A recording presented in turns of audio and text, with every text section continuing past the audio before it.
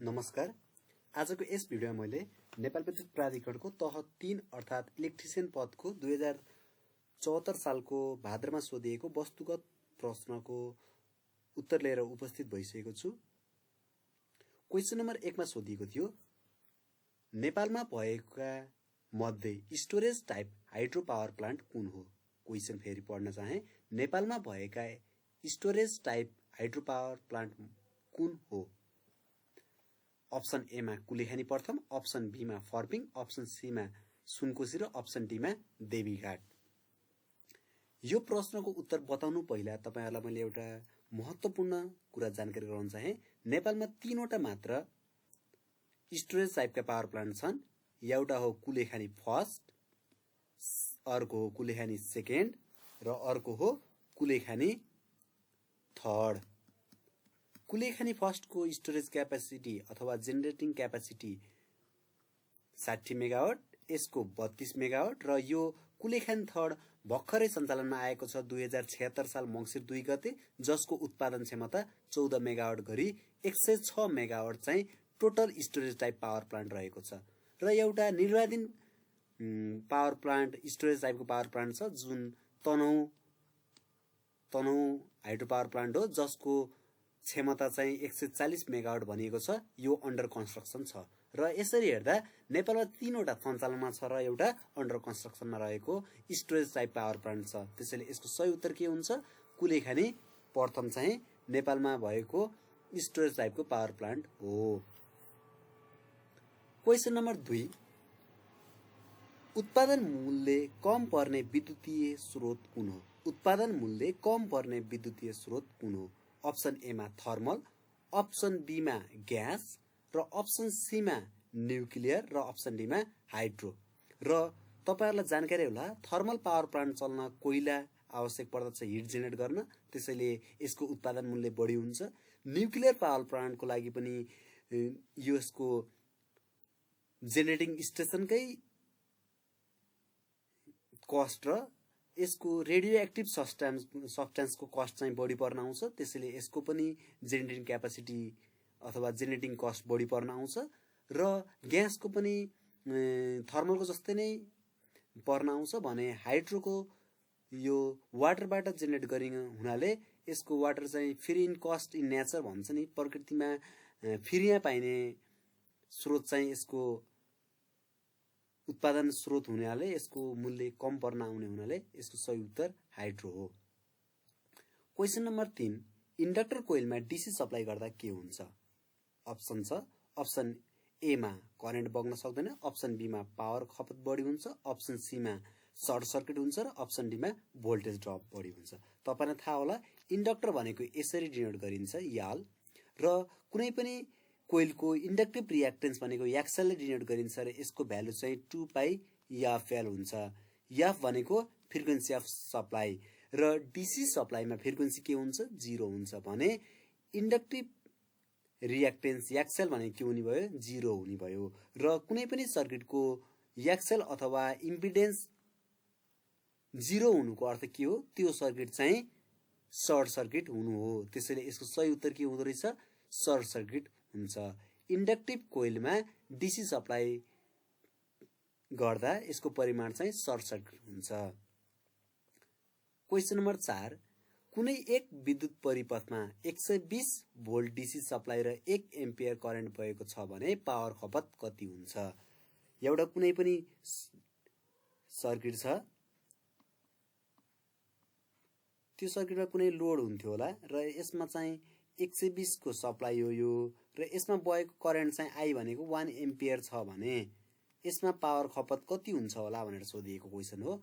अप्सनहरु थियो option A मा 60 what, option B मा 100 वाट, अप्सन सी मा 120 वाट र अप्सन डी मा 240 वाट। तपाईहरुलाई जानकारी होला पावर भनेको फर्मुला के हुन्छ भने P = VI हुन्छ in case of DC circuit. DC circuit मात्र है। एसी सर्किट भयो भने VI cos पाई हुन्छ। cos पाई भनेको पावर फ्याक्टर। र यो हाम्रो क्वेशनमा के छ?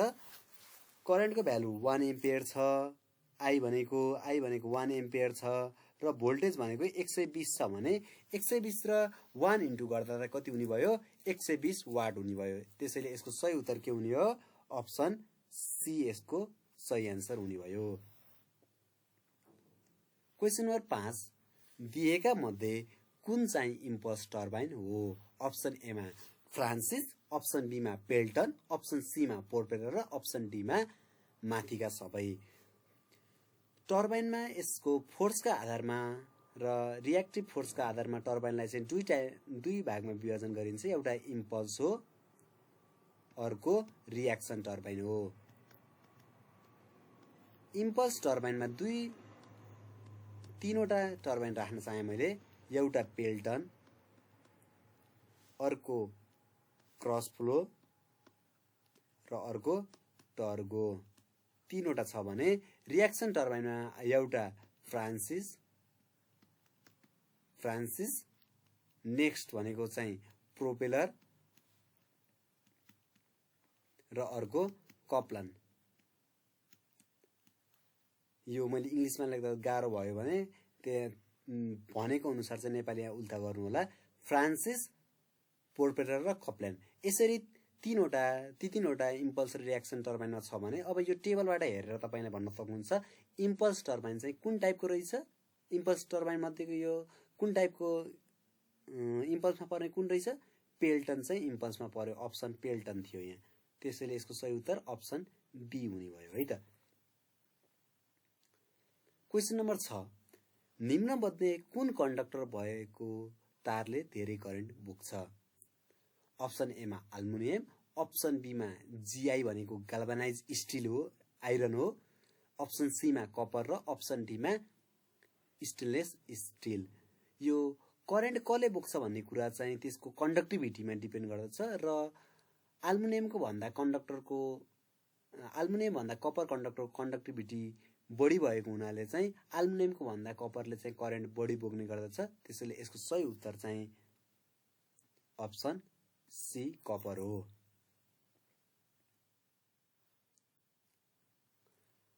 क्वेशन नम्बर 7 20 ओम समान दुईवटा अवरोध भनेको रेसिस्टेन्स समानान्तर अर्थात् प्यारललमा जोडिएको छ भने जम्मा अवरोध कति हुन्छ।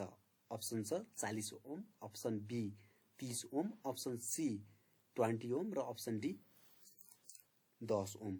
दुईवटा समान 20 ओम भएका अवरोध अथवा रेजिस्टेन्स प्यारलल कनेक्सनमा राखिएको छ भनेको समानान्तर जडानमा राखिएको छ भने यसको इक्विभ्यालेन्ट रेजिस्टेन्स यहाँ हामीले इक्विभ्यालेन्ट रेजिस्टेन्स पत्ता लगाउन पर्ने छ। कति हुन्छ भनेर सोधिएको छ। तपाईलाई थाहा होला कुनै पनि सर्किट सिरिजमा छ भने त्यसको आर इक्विभ्यालेन्ट भनेको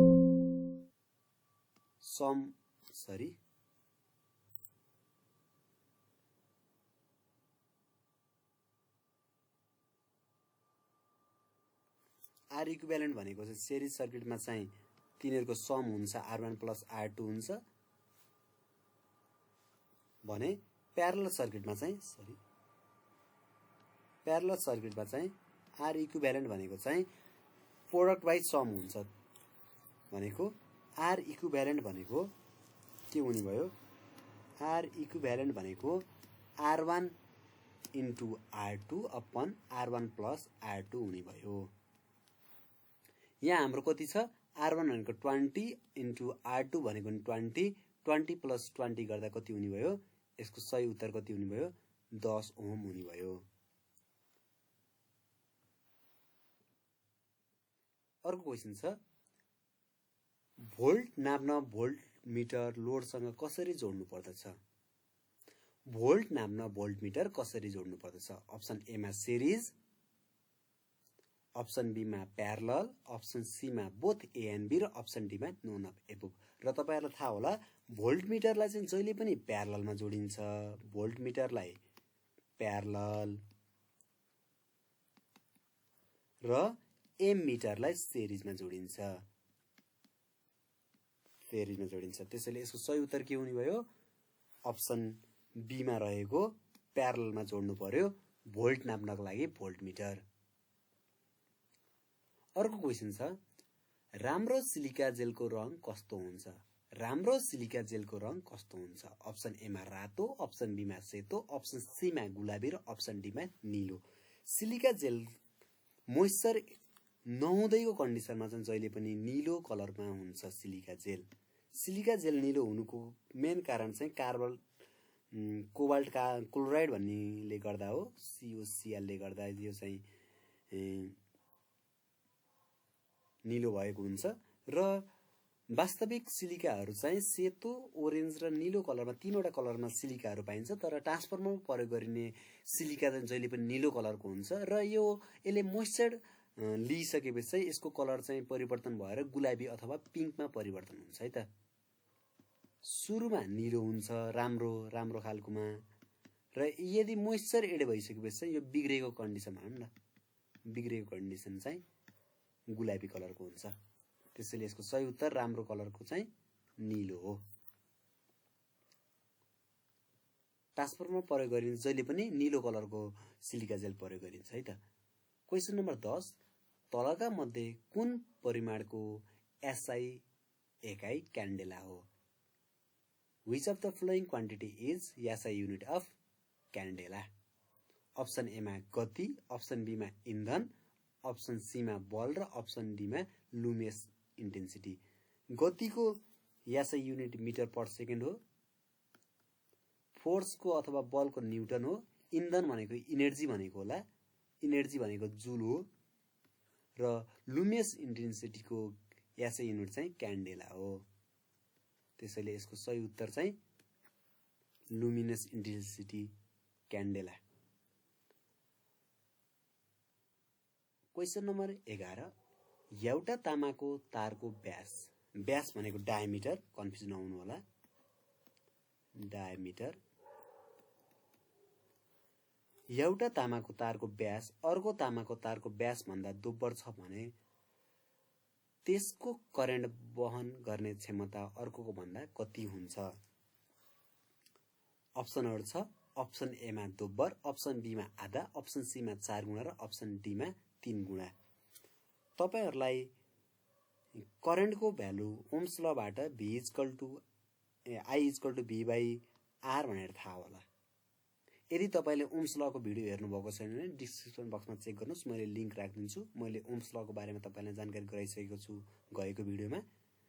र R भनेको चाहिँ ρL/A हुन्छ। ρ भनेको रेसिस्टिभिटी, L भनेको लेन्थ अफ कन्डक्टर र A भनेको area of cross section of conductor. कुनै पनि एउटा तार छ भने त्यसको रेजिस्टेन्स भनेको R = ρL/A बाट गिभन गर्न सकिन्छ। र A भनेको यदि कन्डक्टरको डायमिटर D छ भने A भनेको के राख्न सकियो? πd²/4 भनेको ρL πd²/4 राख्न सकियो। भनेको रेजिस्टेन्स चाहिँ D² सँग इन्भर्सली प्रोपोर्सनल हुँदो रहेछ। भनेको यदि हाम्रो पहिलो डायमिटर D भनेको 1 छ र अर्कोमा चाहिँ डायमिटर के गरायो 2 गराइयो भने के हुँदो रहेछ? R1/R2 भनेको 2/1 को स्क्वायर हुन्छ। यो न कन्फ्युज नहुनु होला किनकि इन्भर्स रिलेसन छ। भनेको रेजिस्टेन्स के हुने भयो? R2 भनेको के हुने भयो? 1/4 टाइम्स अफ R1 हुने भयो। भनेको रेजिस्टेन्स 4 भागले घट्दो रहेछ। डायमिटर मैले डबल बनाएँ भने रेजिस्टेन्स घटेपछि के हुने भयो? करेन्ट चाहिँ बढ्ने भयो। रेजिस्टेन्स घट्दा के हुन्छ? करेन्ट, रेजिस्टेन्सको भ्यालु मैले घटाएँ भने के हुन्छ? करेन्टको भ्यालु बढ्छ। त्यसैले करेन्टको भ्यालु कतिले बढ्ने भयो? 4 गुणाले करेन्ट बग्छ। फेरि पनि मैले यसलाई दोहोऱ्याउन चाहे। यदि तपाईले डायमिटरलाई डबल गराउनु भयो भने यहाँबाट हेर्न सक्नुहुन्छ, डायमिटरलाई डबल गराउनु भयो भने त्यसको रेजिस्टेन्स चाहिँ 1/4 1/4ले घट्न जान्छ र रेजिस्टेन्स 1/4ले घट्ने बित्तिकै करेन्ट चाहिँ 4 गुणाले बढ्न आउँछ। त्यसैले कुनै पनि तामाको तारको व्यास यदि दोब्बर गराइयो भने त्यसको करेन्ट वहन गर्ने क्षमता अर्को तारको भन्दा 4 गुणाले बढ्छ। त्यसैले यसको सही उत्तर अप्सन सी हो। Question number 12 a battery is source of option A मा डीसी भोल्टेज, अप्सन ए मा single phase AC voltage, option C मा 3 फेज एसी भोल्टेज र अप्सन डी मा एसी और DC voltage. A battery is source of option A मा DC voltage, option B मा single phase AC voltage, option C मा 3 phase AC voltage र option D मा AC और DC voltage. र जहिले पनि ब्याट्रीको आउटपुट भनेको डीसी भोल्टेजमा आउने हुनाले यसको सही उत्तर चाहिँ अप्सन ए मा रहेको डीसी भोल्टेज हो। क्वेसन नम्बर 13 रेसिस्टिभिटीको एकाइ के हो? रेसिस्टिभिटी जसलाई रोले डिनोट गरिन्छ यसको एकाइ के हो भनेर सोधिएको छ। तपाईलाई मैले अगाडि पनि भनिसके रेजिस्टेन्स अफ कन्डक्टर कुनै पनि तारको एउटा रेजिस्टेन्स भनेको कति हुन्छ भनेर मैले लेख्नु पर्यो भने रो यल बाई ए हुन्छ र रो भनेको रेजिस्टिभिटी हो भने R into A by L हुन्छ। तपाईलाई थाहा होला रेजिस्टेन्सको युनिट ओम हो, एरियाको युनिट मिटर स्क्वायर हो र लेन्थको युनिट मिटर हो भने रेजिस्टिभिटीको युनिट के हुने भयो? रो मिटर स्क्वायर अपन मिटर गर्दा रो मिटर हुने भयो। त्यसैले यसको सही उत्तर के हुने भयो? ओम मिटर। ओम मिटर चाहिँ रेजिस्टिभिटीको युनिट हुने भयो। र तपाईलाई यो R equal to rho L by A कसरी आयो भने कन्फ्युज हुनुहुन्छ भने मेरो प्लेलिस्टमा चेक गर्न सक्नुहुन्छ। त्यहाँ मैले रेजिस्टेन्सको बारेमा पनि तपाईलाई भिडियो राखिदिएको छु। र अप्सनहरु थियो ohm, ohm by meter, option C मा ओम मिटर र अप्सन डी मा मिटर ओम। र यसको सही उत्तर चाहिँ अप्सन सी ओम मिटर हो। यो चाहिँ अप्सन नहुन पर्ने हो, एउटै अप्सन भएछ, अप्सन सी ओम मिटर है त। क्वेसन नम्बर 14 तारको रेजिस्टिभिटी केमा भर पर्दछ? अप्सन ए मा लेन्थ, अप्सन बी मा मेटेरियल, अप्सन सी मा मोटाई र अप्सन डी मा रङ। र रेजिस्टिभिटी कहिले पनि यसको डाइमेन्सन अर्थात् लेन्थ र मोटाईमा भर पर्दैन र कलरमा पनि भर पर्दैन। यो मेटेरियल अफ कन्डक्टर कस्तो प्रकारको कन्डक्टरले बनेको भन्ने कुरामा डिपेन्ड गर्दछ। त्यसैले यसको सही उत्तर अप्सन बी मेटेरियल हो। क्वेसन नम्बर 15 तल दिएका एसियासर कन्डक्टरको कोड नाममा सबभन्दा ठूलो साइजको तार कुन हो भनेर सोधेको थियो। अप्सन ए मा स्क्वायरल, अप्सन बी मा र्याबिट, अप्सन सी मा क्याट र अप्सन डी मा डग। र यो क्वेसन बुझाउनको लागि तपाईलाई मैले पिक्चर राखे। कन्डक्टरको साइज चाहिँ यो जनावरको नाम अनुसार राखिया हुन्छ। जनावरको साइज अनुसार बढ्दै जाँदा कन्डक्टरको पनि करेन्ट क्यारिङ क्यापासिटी बढ्दै जान्छ। यहाँ हेर्न सक्नुहुन्छ हामीले यो rabbit स्क्वायरलको current carrying capacity 40 degree सेल्सियसमा चाहिँ 113 एम्पियर हुन्छ। त्यसैगरी यो र्याबिट स्क्वायरल भन्दा अलि ठूलो छ र यसको करेन्ट क्यारिङ क्यापासिटी 40 डिग्रीमा 208 एम्पियर हुन्छ। त्यसैगरी अर्को छ क्याटको current carrying capacity at 40 degree Celsius चाहिँ 305 अर्थात् 305 हुन्छ। यो र्याबिट भन्दा अलि ठूलो छ। र यो डग चाहिँ क्याट भन्दा ठूलो छ। यसको current carrying capacity at 40 degree Celsius चाहिँ 324 हुन्छ। 324 305 यो चाहिँ 113 र यो 208। यो 40 डिग्रीमा हो है। टेम्परेचर अनुसार चाहिँ यिनीहरूको करेन्ट क्यारिङ क्यापासिटी पनि परिवर्तन हुन हुन्छ। ल र यसको सही उत्तर चाहिँ सबैभन्दा ठूलो के हुन्छ साइजको के भयो? डग भयो। त्यसैले यसको सही उत्तर डग हो। ल आजको लागि अन्तिम प्रश्न अप्पर तामाकोशी जलविद्युत आयोजनाको उत्पादन क्षमता कति छ? अप्पर तामाकोशी जलविद्युत आयोजनाको उत्पादन क्षमता कति छ? यो भर्खरै सञ्चालनमा आएको हाइड्रो पावर प्लान्ट हो। जुन 2078 साल असार 21 गते यसको उद्घाटन गरिएको थियो अथवा सञ्चालन गरिएको थियो।